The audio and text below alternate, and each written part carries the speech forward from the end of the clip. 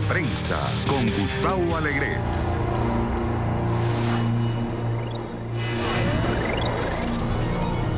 Hoy, reunión del grupo de los 20 países más poderosos del mundo.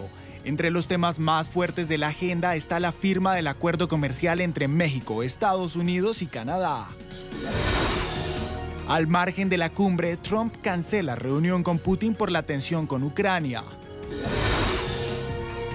A un día de tomar el poder, ¿cuál es el México que recibe Andrés Manuel López Obrador?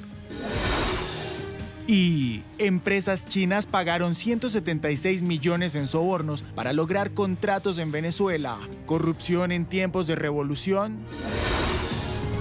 Aquí comienza Club de Prensa con Gustavo Alegret.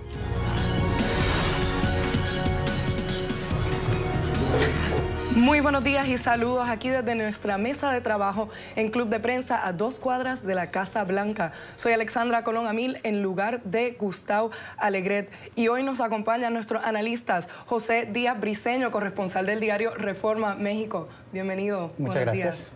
También están con nosotros Juan Carlos Hidalgo del Cato Institute. Bienvenido, Juan Carlos. Buenas.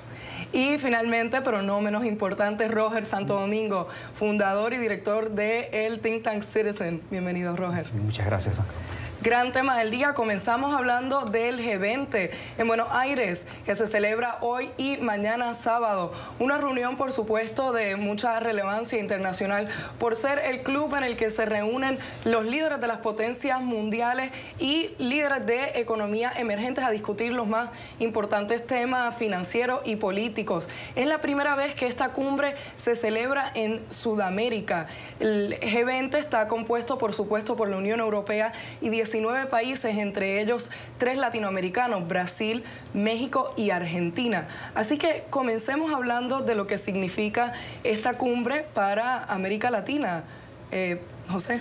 Pues sí, es un momento muy importante en temas internacionales. Hay mucha tensión, sobre todo por las posiciones del presidente Donald Trump en materia internacional. No, esto no es sorpresa. Desde el inicio de su presidencia ha marcado un cambio de los anteriores presidentes de Estados Unidos. Y sin embargo, también hay invitados pues sumamente incómodos, ¿no? El propio Vladimir Putin está allá. El propio Mohammed bin Salman, el jerarca de Arabia Saudita, envuelto en este escándalo por el asesinato de Jamal Khashoggi, el periodista en Turquía, y otros, el propio líder chino, etcétera. Esta mañana, sin embargo, ha sido ya histórica, dada la firma del acuerdo de libre comercio entre México, Estados Unidos y Canadá. Este es un momento realmente importante. Esto se firma pues básicamente 24 años después de la firma del primer acuerdo de libre comercio, el llamado NAFTA, que el presidente Donald Trump había pues realmente, y bueno, y los demócratas también, habían lastimado durante su historia como un muy mal acuerdo de libre comercio. Pues sin duda es un momento que todavía falta que recorrer para que se logre la ratificación en los legislativos de los países, y sin embargo el presidente Trump pues quiere dejar de lado de que es posible que él sea, él quiere demostrar que sí tiene un logros en esta presidencia frente a él. Sin embargo, no fue un tema difícil. Nosotros estuvimos cubriendo esto aquí en Washington por casi 1 año y medio, estando pues básicamente parados afuera de la representación comercial de Estados Unidos en esta negociación secreta. Y la idea es, en principio, el tema más central es el rebalance de las reglas de origen. Es un término muy técnico de cómo se construye un auto en Norteamérica, en la región de Canadá, Estados Unidos y México. Y básicamente se elevaron los niveles para que obligara a las empresas a buscar más fuentes de partes de automóviles para formar automóviles en Estados Unidos y en México y Canadá. Esto fue difícil, pero el presidente Trump lo quería para supuestamente atraer más plantas hacia su país. Y sin embargo, pues ya vimos esta misma semana que General Motors cerró una de sus plantas en el estado de Ohio, crucial, y otras 3 en otras regiones de Norteamérica. Y esto pues nos muestra que no es una garantía de que ese tipo de trabajo pueda regresar. Es decir, la cumbre del G20 incluye muchísimos temas súper importantes, pero ya es histórica. ¿Qué otros temas de relevancia para América Latina y para el mundo se deben tocar en esta cumbre? Bueno, esta G20, como dice bien Pepe, entra en un contexto distinto a previos encuentros. Recordemos que el G20 adquiere relevancia a partir de la crisis financiera internacional. Es una reunión, una cumbre en donde se supone que los países discuten y coordinan políticas en ese entonces para evitar que esa crisis pasara a cosas mayores, que se repitiera la experiencia de los años 30, en donde una gran recesión no solo generó caos en materia económica, sino que dio surgimiento a nacionalismos, a proteccionismos que luego desembocarían o jugarían un papel importante en la eventualidad de la Segunda Guerra Mundial.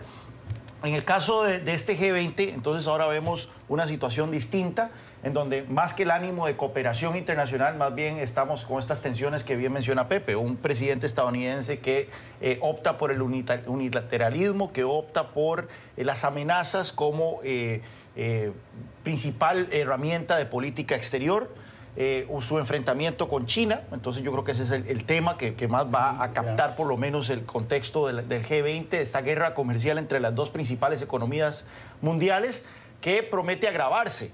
Recordemos que a partir de enero el monto de los aranceles que ha puesto Estados Unidos a las importaciones chinas, a casi que la mitad de las importaciones chinas pasa de un 10% a un 25%. Entonces hay un escalamiento ya agendado de esta guerra comercial. Existe la esperanza de que tal vez a partir de la reunión del presidente Xi y Donald Trump se llegue a un acuerdo. Sin embargo, las diferencias son tan abismales que en el mejor de los escenarios lo que podría pensarse es una tregua, como la tregua que en su momento negociara Juncker, el presidente de la Comisión Europea, con Donald Trump para evitar un escalamiento de esta guerra comercial. Entonces, eso está sobre la agenda. En las últimas horas, básicamente, el tema de Rusia nuevamente se ha puesto sobre el tapete. Recordemos de que Rusia detuvo a unos barcos ucranianos del guardacostas ucranianas en el mar de Azov, que es un mar en donde Ucrania tiene costa. Claramente esto muestra un nuevo movimiento de ajedrez de Vladimir Putin, que no es tan sorprendente. La popularidad del presidente Putin ha venido cayendo de manera significativa a partir del mal momento que vive la economía rusa, el efecto de las sanciones, una reforma de pensiones que no le está saliendo necesariamente bien. Y bueno, entonces era de esperarse que ante la caída de la popularidad en casa, Vladimir Putin tratara de instigar algún tema de política exterior como es el tema de Ucrania. Así que son dos grandes temas que yo creo que están. Está bueno el de Turquía, que nuevamente menciona Pepe, que sin duda alguna hacen que el tenor de esta cumbre sea muy diferente al de cumbres del G20 anteriores. Quiero retomar, mencionas el alza de tensiones entre Ucrania y Rusia, ¿no? Quizás no es una sorpresa, como menciona. Lo que puede ser sorprendente es la decisión de Donald Trump de cancelar esta reunión con el presidente Vladimir Putin que tenía pautada. ¿Es esto un cambio de actitud hacia su homólogo en Rusia? Una actitud que hasta ahora había sido de halago. Bueno, es una reunión que canceló con una hora de anticipación, porque primero ante periodistas dijo, sí, voy a tener esta cumbre, me interesa tener esta cumbre, y una hora después dice que no, porque no se han liberado los barcos ucranianos. Sin duda es una relación en la cual él se siente muy cómodo, pero es al mismo tiempo muy inconveniente, especialmente en el momento político en el que se encuentra ahora, cuando todo su círculo político más cercano está siendo amenazado. Vemos lo que acaba de pasar esta semana con Cohen y Manafort, pero bueno, hablaremos más adelante, supongo, de este tema. Y sin duda no se sabe si es una decisión en la cual él fue presionado a última hora, que no es conveniente y que es mejor retraerse, porque significaría ponerse del lado de un país que su propio jefe de defensa acaba de decir está violando todos los acuerdos internacionales, actuando de una manera como que no le importa para nada lo que diga el resto del mundo. Al capturar estos barcos, poner presos a los marineros ucranianos, herir a cerca de 11 están heridos.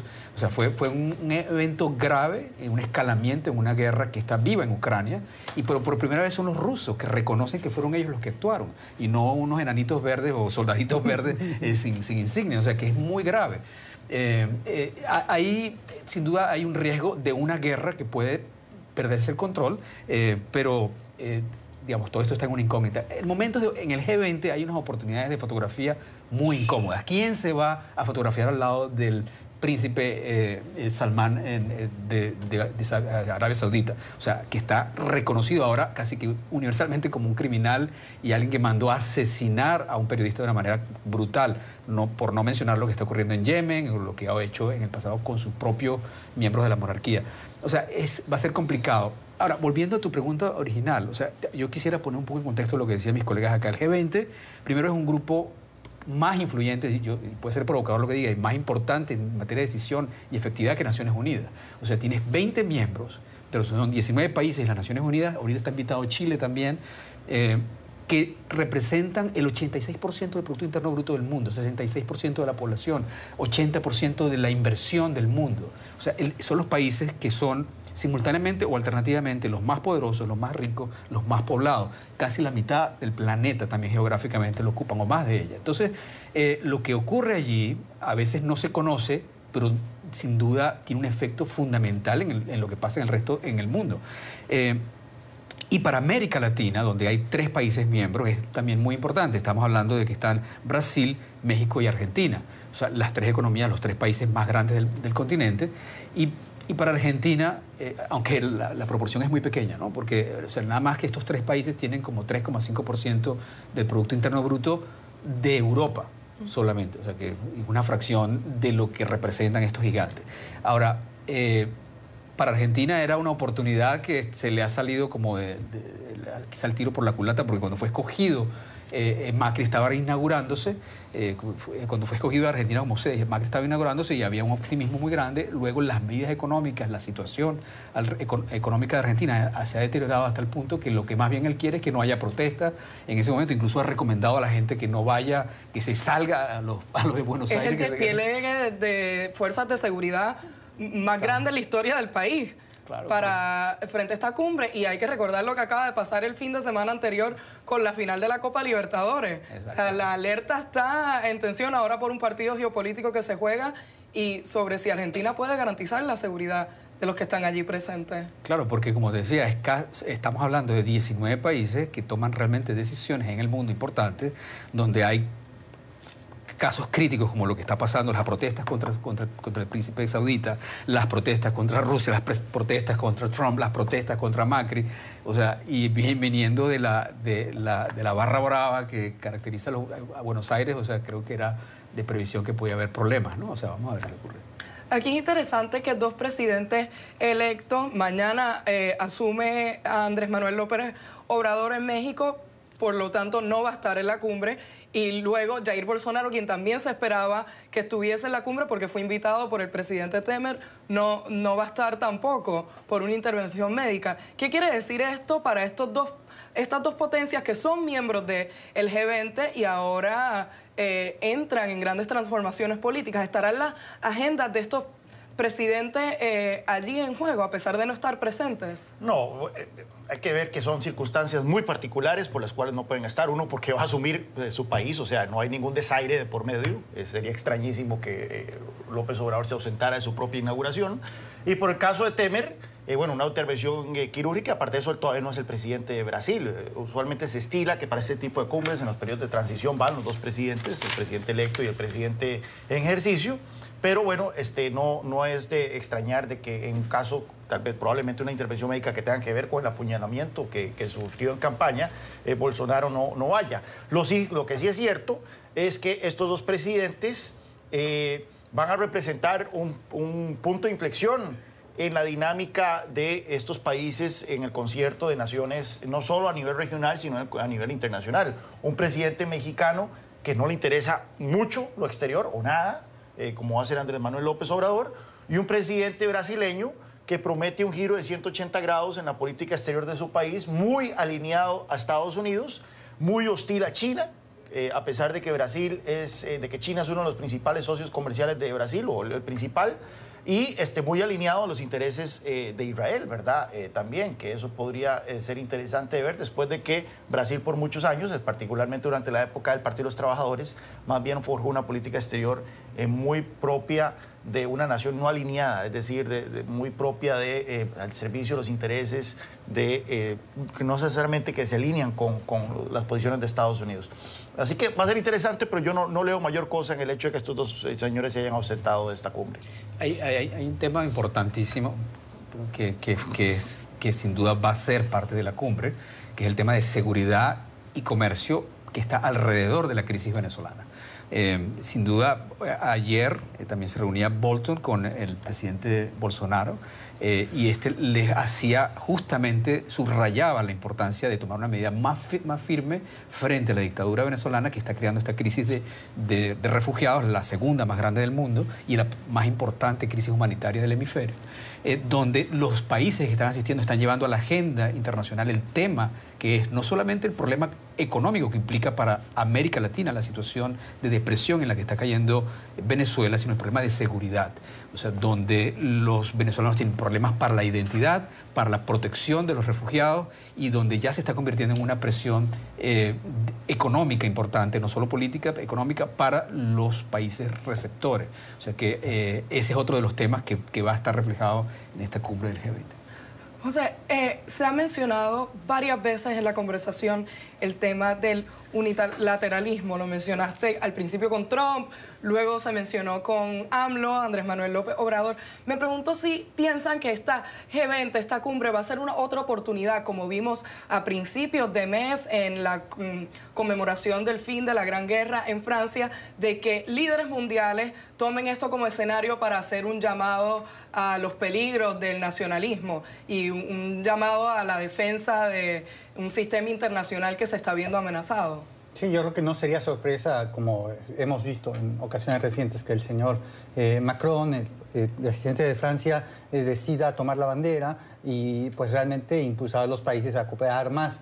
Esto no significa necesariamente que sea efectivo. También tenemos a una líder en Alemania que está, pues digamos, en declive y ha anunciado que pronto dejará el puesto la señora Angela Merkel, que también es otra de las campeonas del multilateralismo, el internacionalismo, si así se le llama, y sin embargo también llega debilitada en una metáfora muy poco, pues digamos, halagüeña. Vimos que su avión no llegó a despegar a tiempo, tuvo que regresar a Colombia para cambiar de avión, se perdió 7 horas, no va a tener bilaterales con el presidente chino, me parece, con el presidente Putin. Entonces esto, pues, de alguna manera, pues refleja cómo esa ala, pues de alguna u otra manera está, de alguna manera quebrada, ¿no? Tenemos a Putin haciendo prácticamente lo que quiera justamente en el tema de Ucrania, en tema de Siria igual. El presidente Trump básicamente sin rebajar los aranceles al acero y al aluminio, que me parecía que podía ser justamente el tema central de este G20, encontrar algún mecanismo por el que pudiera disminuirlos. Ni siquiera a sus socios comerciales más cercanos, Canadá y México, los bajó a pesar de firmar este acuerdo de libre comercio.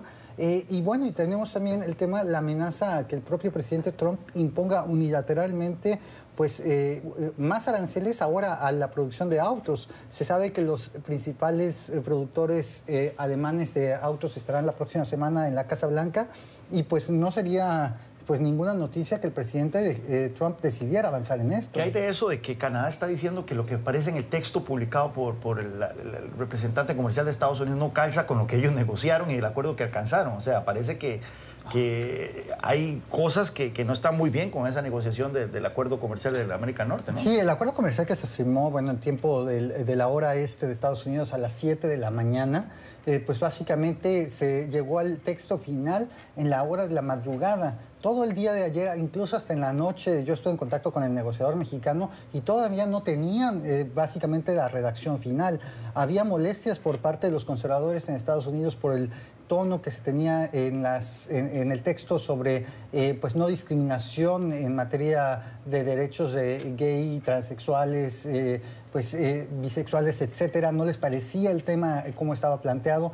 Las propias cámaras de comercio canadienses de lácteos estaban enojadas porque justamente, como bien decía Juan Carlos, el texto de que se les ponía ahí algunas limitaciones que tiene Estados Unidos para acceder al mercado canadiense serían eliminadas. Los canadienses están un poco sorprendidos sobre exactamente cuál era el grado de apertura que estaban prometiendo en el texto. Es decir, esto es un polvorín, y en el proceso de ratificación en el Congreso de Estados Unidos me parece que seguirá siendo abierto, y tanto México como Canadá tienen que estar dispuestos a firmar acuerdos paralelos para poder sortear la difícil aduana de la ratificación. ¿Qué del proceso de ratificación en México, que ahora tiene cambio de presidencia? ¿Esto va a afectar en algo con este nuevo acuerdo? El proceso de ratificación en México está más que asegurado, en tanto el presidente López Obrador apoya el acuerdo, tuvo un representante directamente en las pláticas, y pues va a ser el presidente más poderoso de México de las últimas décadas, al tener dominancia en el Senado y en la Cámara Baja de México. El problema es realmente la ratificación aquí en Estados Unidos, donde con la elección de los demócratas para dominar la Cámara Baja cambian por completo los equilibrios de poder, y ahora, pues ayer mismo, personajes como la propia Elizabeth Warren, la senadora demócrata que pues potencialmente puede ser candidata a la presidencia en 2020, y la representante del ala progresista dijo: yo me voy a poner aunque no haya, si es que no hay cambios a estos acuerdos. Es interesante porque sería, desde un punto de vista liberal, sería positivo que no se apruebe, puesto que eso dejaría en pie el actual acuerdo, que para los que creemos en el libre comercio es mejor que el acuerdo que vendría a sustituir. Pero la pregunta es: ¿qué va a ser la reacción? ¿Cuál sería la reacción de Donald Trump? ¿Donald Trump se saldría de NAFTA pues, ante la oposición de los demócratas, castigando a dos países que acordaron, al final de cuentas, a los términos de su negociación? Es interesante ese escenario, ¿no? Está por verse qué pasará. Para seguir discutiendo sobre estos temas y para hablar de AMLO, Andrés Manuel López Obrador, un presidente que se estrena mañana, 1 de diciembre, con el mayor respaldo electoral en la historia reciente de este país. Al regresar de la pausa, lo discutimos. No se vayan.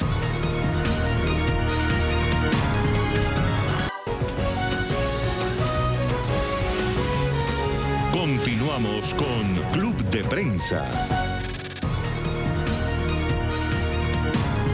Bienvenidos nuevamente, soy Alexandra Colón Amil, en lugar de Gustavo Alegret. Hoy nos acompañan José Díaz Briceño, del diario Reforma, Juan Carlos Hidalgo, del Cato Institute, y Roger Santo Domingo, del think tank Citizen. Ahora con México, donde mañana Andrés Manuel López Obrador se convierte oficialmente en presidente, y desde ya se enfrenta a varios desafíos. Uno de ellos siendo cómo enfrentarse a este éxodo de centroamericanos que pasan por México rumbo a Estados Unidos en busca de un futuro mejor. Una crisis migratoria que recientemente ha sido sacada a la luz, o al menos ha acaparado los titulares más que nunca, con esta llamada caravana de migrantes. José, ¿qué podemos esperar del nuevo presidente con respecto a este tema? De entrada, la toma de posesión, que será mañana sábado, se espera que sea un evento pues realmente singular. Tendremos invitados de todo tipo, realmente sorprendentes. Será muy interesante ver las fotografías que salen de la hija del presidente Donald Trump, Ivanka Trump, el vicepresidente Mike Pence, y bueno, muy cerca de ellos el dictador, pues básicamente Nicolás Maduro, y también el señor Ortega de Nicaragua estarán en el mismo balcón. Entonces, de entrada, lo que podemos esperar es un contraste sumamente fuerte de los invitados mañana en la toma de posesión. Pero en el tema concreto de migración es que el presidente López Obrador, presidente electo todavía, pues se ha mostrado algunos visos de lo que podría ser su política migratoria frente a los centroamericanos en este largo proceso de transición.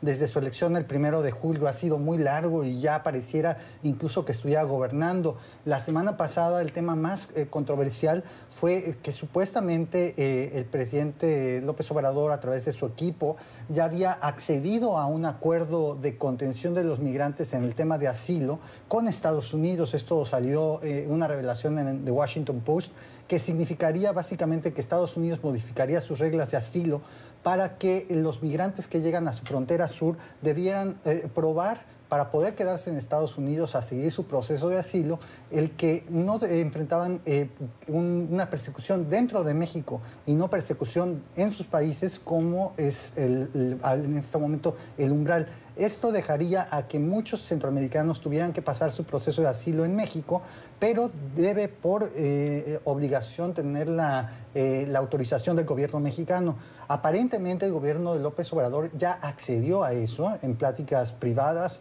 Hace 2 semanas el nuevo canciller de México, Marcelo Ebrard, tuvo una reunión pues realmente totalmente fuera de los pues reflectores con el secretario de Estado Mike Pompeo en la ciudad de Houston, donde esto habría sido discutido. En lo que está haciendo México básicamente aquí es reconocer una realidad. Dado la política dura de migración del presidente Trump, se está dando cuenta que en la práctica México se está volviendo la antesala y básicamente permanente para muchos de estos migrantes centroamericanos. El acuerdo al que se llegue al final tendrá algunas variaciones, pero tendrá que reconocerse que México ha dejado de ser un país de expulsión, sino también de recepción de migrantes. Y lo que está buscando López Obrador es una inversión en un plan que tiene para invertir en el sur de México y en algunos países de Centroamérica de $20,000 millones, según ha informado el ministro de Exteriores designado Marcelo Ebrard. Busca $20,000 millones en los próximos 6 años de compromiso para ser invertidos en la región, y eso sería el contrapunto que debería aceptar el gobierno de Donald Trump para que pudiera accederse a este pacto migratorio. No va a ocurrir. O sea, 20,000 millones es un montón de plata. Lo que se ha dicho que costaría el muro, ¿verdad? En su momento. Y si Donald Trump no ha conseguido esa plata para construir el muro, que es su prioridad, menos la va a aceptar para regalársela a los países centroamericanos, que básicamente esa va a ser la manera en que se le va a presentar Pero creo que la cifra está correcta. O sea, creo que son 20,000 millones de pesos. De dólares. De dólares, no es como 1,000 millones de dólares. Son 20,000 millones de dólares. Está muy bien.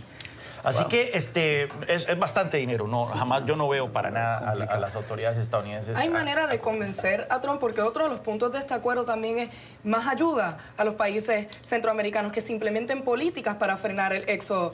El presidente Donald Trump hasta ahora ha tenido una retórica que va en contra de todo esto. Entonces, ¿hay manera de convencerlo y que No, pero esto no se va a resolver dándole plata a gobiernos que son tremendamente corruptos, como los países del Triángulo del Norte. La evidencia empírica es bastante fuerte en el sentido de que inyectarle esa cantidad de dinero a países con ambientes institucionales deficientes, para poner, entre comillas, para decirlo de una manera sofisticada, elegante, sí, para decir que son corruptos, más bien es contraproducente para las perspectivas de desarrollo de esos países. Yo no veo cómo darle más plata a un gobierno de Juan Orlando Hernández va a hacer a Honduras más próspera, o cómo darle más dinero a un gobierno de Jimmy Morales va a hacer a que Guatemala salga adelante, o un gobierno del FMLN en El Salvador. Así que el tema el Triángulo Norte es una papa caliente que Estados Unidos no ha sabido descifrar. Se pensó que sí se impulsaban políticas de desarrollo como el tema del libre comercio a través del CAFTA. Estos países iban a salir adelante, no funcionó. Se pensó de que tal vez crear agencias condicionadas de ayuda como la Cuenta del Milenio, que fue el programa de ayuda de la administración Bush, que da plata condicionada a que se mantengan métricas de gobernabilidad y métricas de transparencia y buen gobierno. Pues adivinen qué, no funcionó. 2 de los países de esa región son clientes de la MCC, Honduras y El Salvador, y adivinen qué, desde que reciben plata de la MCC, sus métricas de gobernanza se han deteriorado. Luego vino la Alianza para la Prosperidad de Obama, que ni siquiera es para condicionada, simplemente es dar plata, que eran $750 millones, tampoco era mucho, pero todo eso generó una batalla política. Imagínense ahora 20,000 millones lo que sería, tampoco ha funcionado. Así que, bueno, es un tema en donde Estados Unidos ha intentado la zanahoria, ha intentado el garrote, y sin duda no le ha funcionado. El problema ahora es que México también está teniendo ese problema. Ya no dejó de ser un problema de solo Estados Unidos, va a ser un problema de México, ya lo es. Y por más que López Obrador trate de desentenderse de la región, trate de desentenderse del mundo, y la región no se va a desentender de México. Siendo México un país de tránsito no solo para personas, sino también de drogas, claramente esto va a ser de los retos principales que va a tener la administración, el gobierno de AMLO, que no ha empezado, porque antes dijiste que el gobierno de AMLO ya le negoció. No ha empezado el gobierno de AMLO, pareciera a veces que ya empezó desde hace meses, pero ciertamente va a ser uno de los puntos de mayor fricción, porque esto le genera roces con Donald Trump. Ya de por sí lo que prometía ser una relación bastante complicada se exacerba por cosas que están fuera del control del presidente mexicano, como es estos flujos y estas caravanas de migrantes centroamericanos. Bueno, sin duda una política de migración tiene 2 partes, por supuesto. Tiene la política interna que va a tener Estados Unidos, qué va a hacer con los migrantes ahora con los demócratas en mayoría en el Congreso. O sea, primero hay una oferta de reducción en el costo, en lo que es la inversión del muro, o sea, de lo que él estaba pidiendo, esos 20 millones, una fracción, menos de mil millones de dólares que le están ofreciendo para seguridad fronteriza, ni siquiera para la construcción del muro que promete Trump. La política interna va a ser fundamental, pero la política hacia afuera, lo que está ocurriendo en el mundo, en el sur, es fundamental. O sea, lo del Triángulo Norte, con la violencia, con la corrupción, con la ingobernabilidad de esos tres países que está generando una crisis hacia México, el norte, y hacia el sur, el problema de Venezuela, con los migrantes venezolanos, tenemos una crisis migratoria global, hemisférica, que tiene que enfrentarse con políticas regionales, con políticas que probablemente algunas de ellas puedan ser discutidas hoy y mañana en el G20, pero sobre todo con lo que va a decidir el Congreso de Estados Unidos en los próximos meses.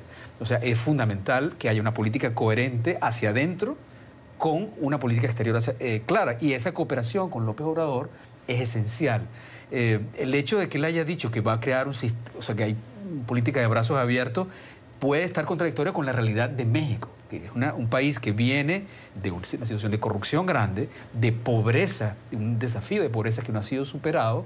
O sea, todos los problemas que está heredando López Obrador, quizás son que no han podido resolver los gobiernos anteriores, puede ser un desafío muy grande para un presidente que ya de por sí está entrando al poder con una franja de dudas sobre cómo va a manejar la economía. De hecho, el Banco Central amenazaba con que, bueno, si no hay una política fiscal de restricción monetaria controlada, esto se va a perder. Y de hecho aumentó el riesgo en México solamente por la percepción de que ya iba a asumir López Obrador. O sea, hay una gran interrogante en esta toma de posición y en lo que va a ser la política. O sea, los dos cambios, tanto en Estados Unidos como en México. Antes de pasar a otro tema, hablemos del tema de la pobreza. No, el sexenio de Enrique Peña Nieto termina con un balance mixto. Hubo una reducción en la pobreza extrema, pero aumentó el nivel de pobreza moderada. ¿Se le puede uno echar toda la culpa a este pasado gobierno y qué podemos esperar del nuevo gobierno para enfrentar este problema que parece imbatible? Sí, yo creo que hay que situar esto en un contexto más amplio de lo que va a ocurrir mañana. Me parece histórico en México que llegue por primera vez un gobierno de izquierda a por lo menos 4 décadas. Es algo realmente importante, relevante, que no se había visto el tipo de políticas que va a pretender imponer a partir de ahora. Es el primer presidente desde la transición a la democracia, que es en el año 2000 en México, que tiene mayorías en las dos cámaras. Esto lo hace un presidente sumamente fuerte. Las políticas que puede aplicar son, pues básicamente no tienen oposición. La elección de julio primero fue revolucionaria en el sentido de que destruyó a los partidos políticos. La derecha, encarnada por el PAN, y el centro, entre comillas, por el PRI, están básicamente desaparecidos. No han presentado iniciativas en este nuevo Congreso. No se ve cómo puedan oponerse. Y hay un ánimo del presidente nuevo, el presidente electo López Obrador, y en esto se enmarca esta cuestión de la política antipobreza, que busca centralizar el poder.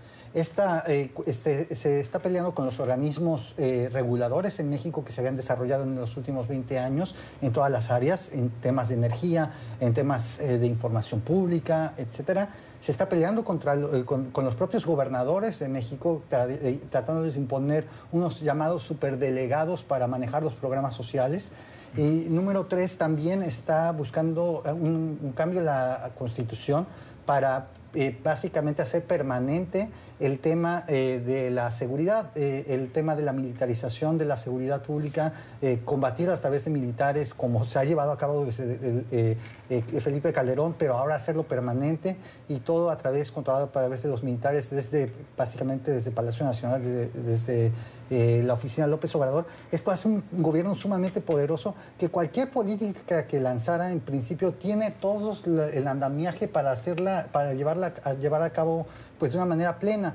La pobreza extrema en México ha bajado, la pobreza extrema, y sin embargo la pobreza en general sigue permanente ahí, alrededor de menos del 50% de la población es lo que se estima que hay mucha pobreza. Y sin embargo ayer se hablaba en las columnas en México sobre justamente el retorno a estos programas de combate a la pobreza que son más asistencialistas, que realmente que incentiven una salida de la pobreza, y Juan Carlos lo conoce muy bien, que incentiven a cambio de pues, llevar a los hijos a la escuela, cumplir con sus vacunas de salud, y porque el presidente López Obrador lo que ha prometido es básicamente regalar dinero, y muchos piensan que pues, básicamente eso es solo mantener a la gente en la pobreza.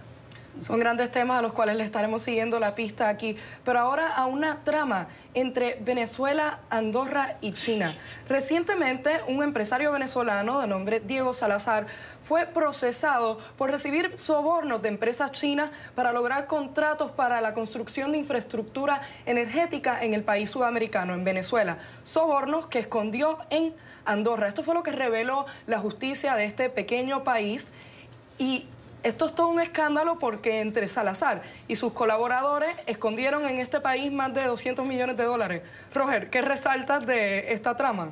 Bueno, que es una pequeña parte de lo que ha estado ocurriendo. Ya no se sabe nada de lo que ocurrió con Odebrecht en Venezuela, solamente que una parte de los sobornos fueron 54 millones de dólares. Ahora, este es el caso de un contrato, de uno de los contratos más importantes que celebró el presidente Chávez con el gobierno chino, que fue un mega contrato, súper contrato, tengo varios apelativos. El tema es que implicaba más de 750 millones de dólares en préstamos de China a Venezuela, que estaban atados a que iban a hacer compras a China. Por supuesto que los que iban a decidir esas compras eran las autoridades venezolanas. Al final lo que se hizo fue una forma en la cual entraban los principales jerarcas del gobierno venezolano con operadores financieros que decían, bueno, quiero comprar, quiero darte un contrato para la construcción de un puente o específicamente de una planta de generación de electricidad en la frontera que me va a costar 120 millones de dólares. Aunque, o sea, va a facturar 120 millones de dólares, aunque cueste 60 millones de dólares.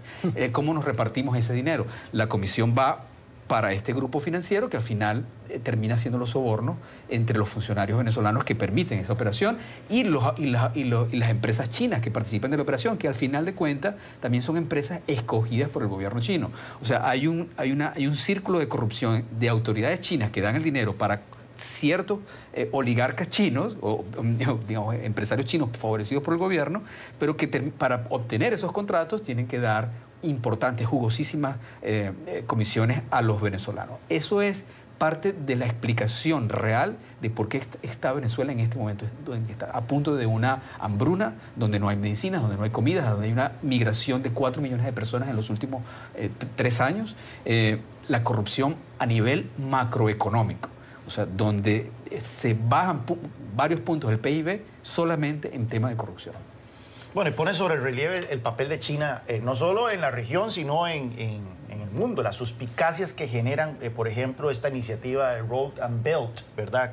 Donde China se está ofreciendo a financiar proyectos de infraestructura en todo el mundo, en países mayormente en desarrollo, que van del Asia hacia Europa, inversión en puertos, inversión en puentes, inversión en carreteras, a través de financiamientos, de créditos, y muy opacos, muy poco transparentes. El temor de muchos observadores es de que esto va a hacer de que haya una corrupción rampante, y es que sabemos de que China no se adhiere a las prácticas de transparencia corporativa que se adhieren por lo menos las empresas estadounidenses y de otros países. Y que esto también va a servir para que países en desarrollo terminen altamente endeudados con China y que luego haya una relación de vasallaje entre esos países y China. En el caso de América Latina no forma parte de este Road and Belt Initiative per se, pero eso no precluye de que haya interés por parte de China de financiar proyectos de infraestructura importantes. Y yo creo que es un reto para la institucionalidad de América Latina, que ya de por sí es proclive a la corrupción. Es un reto tener un actor tan grande, con tanto dinero, entrando con mucha voracidad a hacer acuerdos, a firmar contratos, convenios, préstamos en condiciones tan poco transparentes. Uno de los problemas de esta negociación, de la transición democrática, si es posible, en Venezuela, es justamente los actores que están involucrados a nivel internacional, Rusia y China sobre todo. O sea, en el caso de China, Venezuela no puede pagar lo que debe. los chinos se han dado cuenta de que ha sido un mal negocio, que ha favorecido, por supuesto, a algunos jerarcas del Partido Comunista Chino, y por no mencionar a los del Partido Unido Socialista Venezolano, y que ha dejado endeudado a un país que está incapaz de pagarlo. La forma de pagarlo es endosando las reservas petroleras. Endosando reservas petroleras y mineras, que ahora están prácticamente, o sea, lo que se ha es privatizado, o sea, son empresas privadas chinas con control del Estado, que tiene control casi total de las reservas petroleras venezolanas, salvo la que controlan los rusos. Y eso para los chinos no necesariamente va a ser muy buen negocio. Sobre todo, no solo por lo que llaman el moral hazard, la posibilidad el peligro de que eso no se pueda cobrar y que al final se revierta por un acuerdo o por presión internacional, sino porque por razones de mercado petrolero, probablemente mucho de ese petróleo nunca va a salir. Desde un punto de vista legal va a ser interesante porque no me extrañaría que elementos de un gobierno democrático traten de denunciar esa deuda como ilegítima. Al final de cuentas, alguna parte de esta deuda tal vez habrá sido contraída ya después de que la Asamblea Nacional, ¿verdad? O por lo menos ha habido ciertas inyecciones de dinero posterior a que la Asamblea Nacional cayera en manos de la oposición. Parte del golpe de Estado fue, o sea, que se dio internamente Maduro contra la Asamblea Nacional, fue justamente porque para poder reconocer con una asamblea falsa, que es la Asamblea Constituyente, acuerdos comerciales macro. O sea, obviamente muchos fueron antes, como el chino mega acuerdo, pero los que se han dado... Hay una tesis legal internacional que sostiene de que los países que están bajo gobiernos tiránicos, bajo gobiernos dictatoriales, no deberían de estar obligados a cumplir con deudas que fueron asumidas durante ese periodo de dictadura. Entonces, va a haber una discusión interesante después de la caída del chavismo en Venezuela sobre qué tanto esa deuda aplica para un gobierno democrático venezolano. Con eso cerramos, vamos a una pausa, pero antes les tenemos las imágenes ya que nos han llegado del presidente argentino Mauricio Macri recibiendo a los jefes de Estado en esta cumbre del G20. Ya volvemos.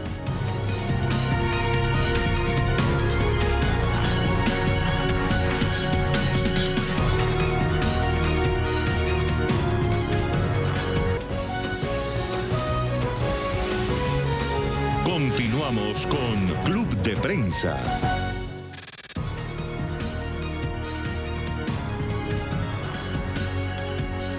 Bienvenidos nuevamente, los saluda Alexandra Colón Amil. Como han visto, la foto ya oficial de la cumbre del G20 y noticias que están en desarrollo. Las autoridades del Ministerio de Seguridad de Argentina localizaron 8 bombas, 8 explosivos que no explotaron cerca de donde se iba a dar inicio a una marcha, una contramarcha en esta cumbre del G20. Hasta ahora esta es la información que tenemos, pero lo estaremos siguiendo.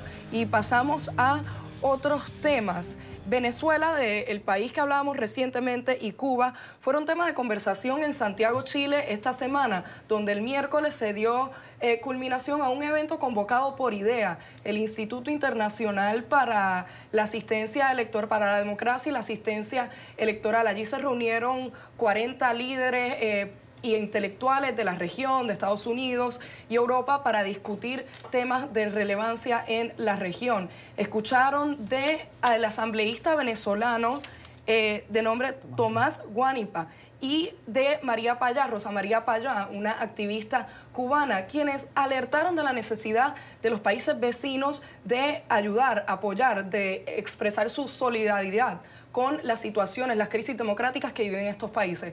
Esto parece ser un tema incansable en la región. ¿Qué pueden hacer los países vecinos para ayudar las crisis democráticas que viven países como Venezuela, Cuba, Nicaragua, ahora? Sí, ciertamente, bueno, es un evento en el cual se trata de resaltar sobre la crisis humanitaria y política. La hija de Osvaldo Payá, que fue un activista democrático cubano que fue asesinado, presuntamente murió en un accidente, pero todo indica que fue asesinado por el gobierno cubano. Y en el caso de Guanipa, pues un representante de una asamblea amenazada políticamente que ha sido, donde muchos de sus diputados ya están procesados, perseguidos, exiliados, y su capacidad operativa o institucional está anulada. Es reconocer que al perder los derechos en un país puede convertirse, no, como decía Guanipa, en un lunar que simplemente mancha la imagen de una región, sino en un cáncer, en un tumor que se va expandiendo. porque los venezolanos decíamos de Cuba, y eso lo dice Guaní, pero lo puedo ratificar. O sea, nosotros somos una nación con una historia democrática, nunca nos va a pasar lo que pasó en Cuba. Siempre va a haber resistencia democrática, resistencia institucional. Además, los recursos de este país nos va a permitir sostener las instituciones. Bueno, estamos en una situación que es ahora a nivel económico peor que la de Cuba, donde estamos en una situación de dictadura, de pérdida de derechos políticos y sociales similar a la de Cuba. ¿Puede esto ocurrir en otros países?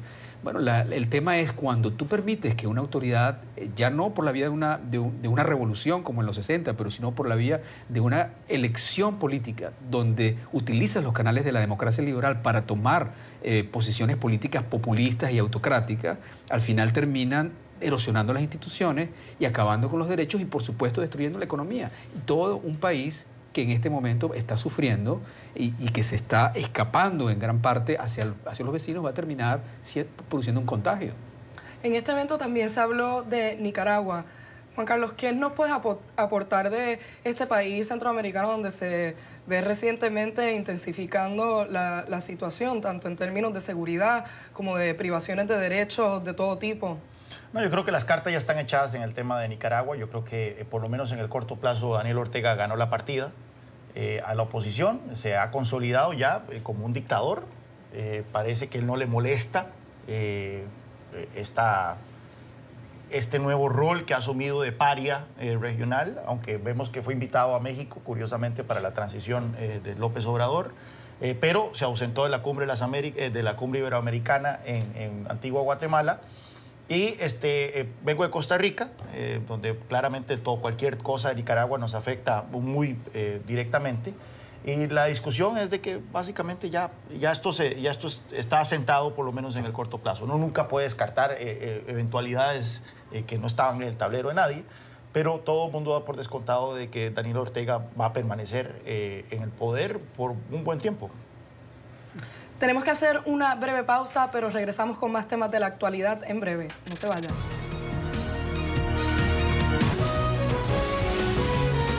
Continuamos con Club de Prensa.